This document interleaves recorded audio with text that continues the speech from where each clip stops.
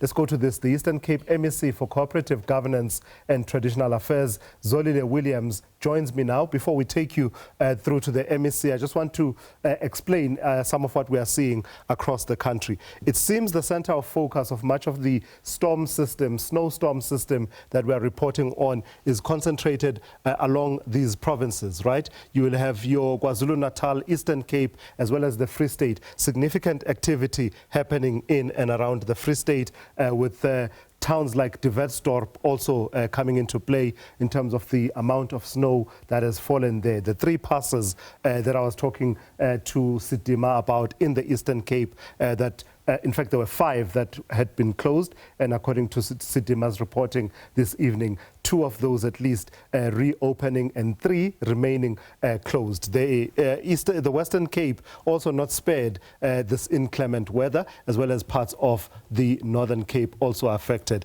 The question then becomes, for many people in and around Gauteng, will the system make its way all the way to Gauteng? Because that has been some of the forecast that has gone into it. So in terms of that, we're telling you the Eastern Cape has seen disruptive snowfall. KwaZulu-Natal also snowfall affecting several areas. The areas around the Drakensberg, Ukhahlamba areas and the border with the Eastern Cape, your Matatieles, those are the areas that would be largely affected. That activity that I was telling you about to the south of the Free State, so anything beyond Bloemfontein, going down to the south, either direction. That's where you find a lot of the towns that have been affected. So there you will have your De Wetsdorp, also the road there is said to be wet and icy. The N3 near Harrismith, also snowfall reported there. Reddersburg to Smithfield, also Southern Free State, and the N1 Springfontein to Tromsburg. All of those are areas of the Free State where driving conditions can be treacherous because of the snow and conditions that prevail at the moment. Then I want to show you what's happening in and around the conditions over the coming hours into the coming days. The Weather Service is telling us that later on tonight, snowfall will start easing overnight. Snowfall will start easing overnight, and by the time you get to Tuesday and Wednesday, all you'll be dealing with in the main will be the impacts. And that's part of the conversation we will have with the MEC in a moment, their anticipation and preparation for the impacts that may persist well after the snow has come and gone. So the result of that is that you will have freezing temperatures. Icy roads, that remains a real risk, because even in places where you don't have up to 10 centimeters of snow, you will have what they call black ice or sleet. Is the word that is used, which makes things to be quite tricky for people who are traveling. So the conventional wisdom that is being encouraged, how to avoid unnecessary risks and placing yourself at risk. It's as simple as, if you can, if you do have the option, do stay indoors, keep warm wherever possible, check on others. That's a really important one in terms of just looking out for one another. Assist the elderly, children, child-headed households, and other vulnerable people. Check on them to see how they are coping. If there's any way of assisting, let us all be of assistance as we survive the snow conditions across many parts of the country. With that said, then, let me take you to the Eastern Cape MEC for Cooperative Governance and Traditional Affairs. Zolile Williams joins me now for an update. MEC, good evening, and thank you for your time. What's the latest in terms of the areas that have been impacted and affected by the snow system, as well as the disruptions to travel that have been reported? Good evening, Tula Sizwe. I'm not sure if you can hear me. We can hear you loud and clear, MEC. Please proceed. Thank you very much. Greetings to you and greetings to the viewers at home.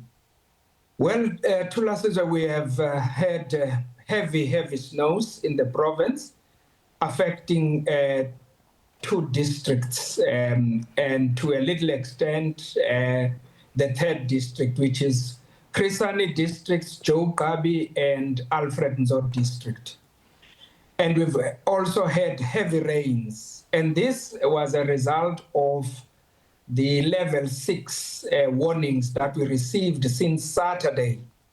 And as of Saturday, our joint operations team interdistrictly operated which means Joe Kabi, Chris Sani, and Alfred Nzo, where there was these serious predictions, began to be ready when that warning came out, including our response team and search and rescue team, which is South African Defence Force and the South African Police Service and our health services and emergency services. So I think bit by bit, Thulasizwe, as government, especially in the province, we're beginning to be really agile because of us confronting numerous disasters. Yeah. Our systems are becoming better in terms of preparations and readiness. And so far, we've had all the main road arteries getting to the Eastern Cape, your R58, your R397, your N6. All of them were closed during the earlier part of the day. But we've partially opened them to Lasizwe. Right. But we're very cautious because of black ice that we are talking about. The roads are going to be very slippery, and there's still prediction that we may get some snow during the night. And so we would really caution motorists to really, if they could, avoid driving on the slippery roads. What eventualities, MEC, are you most concerned about? You've just mentioned the driving conditions on various roads in the wake of that black ice, sleet. But what other conditions are you bracing yourselves for and to be able to respond to? Well, Thulasizwe, there have been challenges that we confronted in the past where motorists get trapped in the snow, and it is difficult to rescue them because the snow would have not allowed any vehicle to travel to save and rescue the motorists. And that has resulted in sometimes huge accidents. And we have experienced some drivers, when we barricaded the roads during the day, some forcefully went through those barricades. And we had to stop them in front when their car was trapped to say, we told you, don't force yourself when the police and traffic officers are on the road trying to help you, not to endanger yourself. No matter how eager you are to go home, but rather be safe than sorry. So people being trapped in those snow conditions and difficulty for us to go and save them, because you would remember Eastern Cape is a mountainous province. Yeah. So once one gets to those passes, it's difficult to rescue people there. I'm not sure if this resides within your area, MEC, and you'll tell me if it doesn't. What's the update in as far as the 3 mountain passes that had remained closed even after the other 2 had been reopened?